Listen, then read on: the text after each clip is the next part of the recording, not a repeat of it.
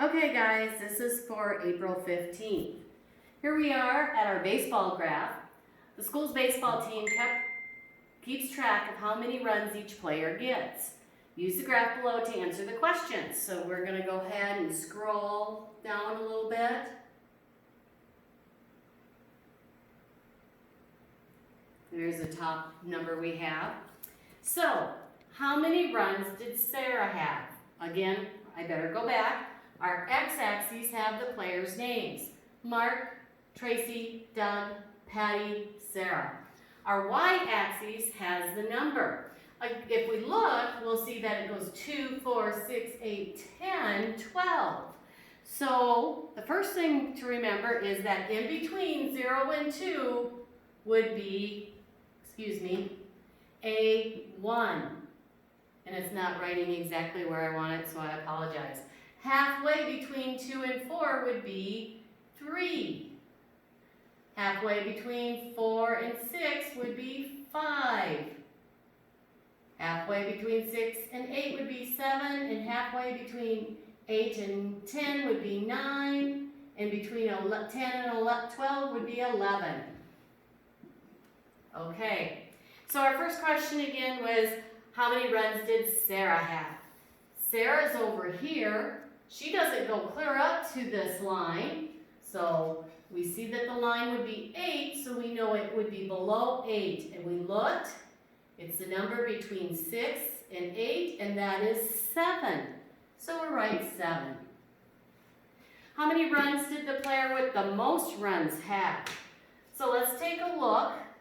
We can look, the largest, tallest line bar is Tracy, and she went clear up to the top, and that was 12. So she had 12 runs. How many more runs did Doug have than Sarah? Okay, we're going to have to do some subtraction because we want to know how many more. Doug, again, didn't go up to 12, but was above 10. So that would be on our 11 mark. So we'll write 11. The next one is Sarah. We knew Sarah. We can look right there and see she had 7. Or we can look up here. Again, take it over and see she had 7. So we have 11 minus 7. 11 minus 7. We can either count up from 7 or count down from 11. We can go 7, 8, 9, 10, 11. So how many did I have? I had 4. So they had 4 more runs. How many fewer runs did Mark have than Tracy? So let's look. Mark, right here, he went up. He had 8 runs. Tracy, we look up, she had 12 runs. Again, we need to subtract, so we're going to do 12. Tracy had 12. Let me erase that. Tracy had 12. Mark, I went back, had 8. So let's go 8, 9, 10, 11, 12. So that's 4. And Mark had 4 fewer runs than Tracy. So again, you'll go through and you can finish the last 2 or 3 there. If you have any questions, just talk to the teacher that will be Zooming with you. We'll go down to the next one.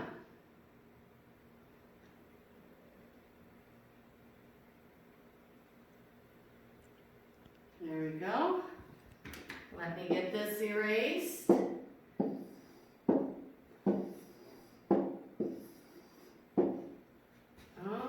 Okay. Go down a little bit more. We have the animals at the zoo. Our graph shows us, our bar graph shows us elephants, tigers, hippo, polar bear, and gorillas. The number of animals.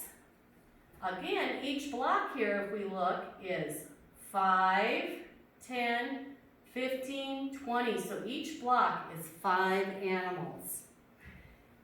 So our first question says, how many more gorillas are in the zoo than hippos?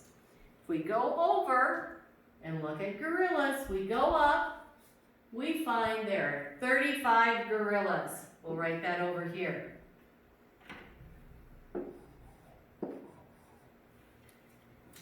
Next, we'll look at hippos, and we see that there's 5. 35 minus 5. So we know 5 minus 5 is 0. 3 minus 0 is 3. So we know there's 30 more gorillas. How many fewer tigers than polar bears are there? So let's look. Let's find out how many tigers. Again, it's that first block. Tigers right here, so there's 5 tigers. We'll write that down. Let's look at how many polar bears there are. Now I look up, and I can go all the way across and know it's 25. The other way you can do it is counting by 5s for each block. 5, 10, 15, 20, 25. Now I'm finding out how many more we had of the polar bears, which is 25 minus 5 tigers. 5 minus 5 is 0. 2 minus 0 is 2. So there are 20 more. We'll go ahead and we'll answer this next one together, and then we just have one more page. How many gorillas and polar bears are there together?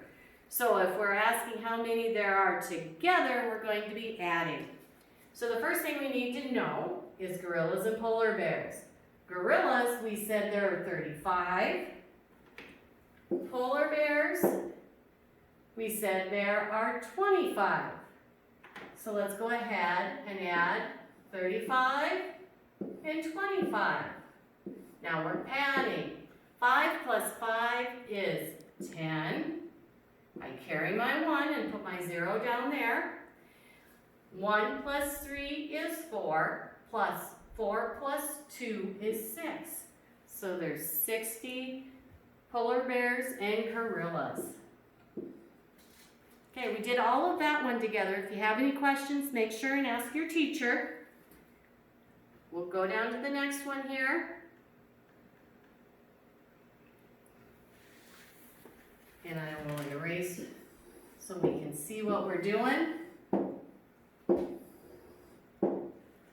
Okay, on our line down here we have leaves, and we have orange leaves, yellow leaves, and green leaves. And up here again we have the number of leaves. And each box, if we look, is by 5s. And it goes all the way up to 45. So the first one we have says, which leaves have the fewest on the ground? So let's look at our boxes and see the shortest one. The shortest one comes in here at 25. Whoops, I need to get that off. Sorry. There we go. So which leaves? Those are the green leaves. So this time we just get to write a color. How many fewer green leaves than orange leaves are there on the ground? Again, we're going to have to figure out how many orange there are and how many green, and then we'll do some subtracting. So orange, we go up here, it's 30 orange. We go over here, we go across, 25 green, we're subtracting. Now if we have 0, can I take 5 away? I can't, so I have to borrow, which leaves a 2 there, and I can put my 1 over here, and that'll make that 10. 10 minus 5, we know that's 5. 2 minus 2, we know that's 0. So how many more orange are there than green? 5. Now, the next one is how many leaves are on the ground. These are all the leaves on the ground, so what would we do? We need to figure out how many of each color and add them all together.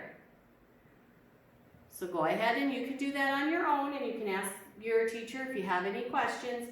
Go ahead and write tally marks if you remember. we make a mark for each one, and when we hit 5, we cross it. So it'd be 1, 2, 3, 4, 5. And just to give you a hint, for each box that's shaded in, that would be one grouping of 5. So, hope you're having a great day. We'll see you later. Bye.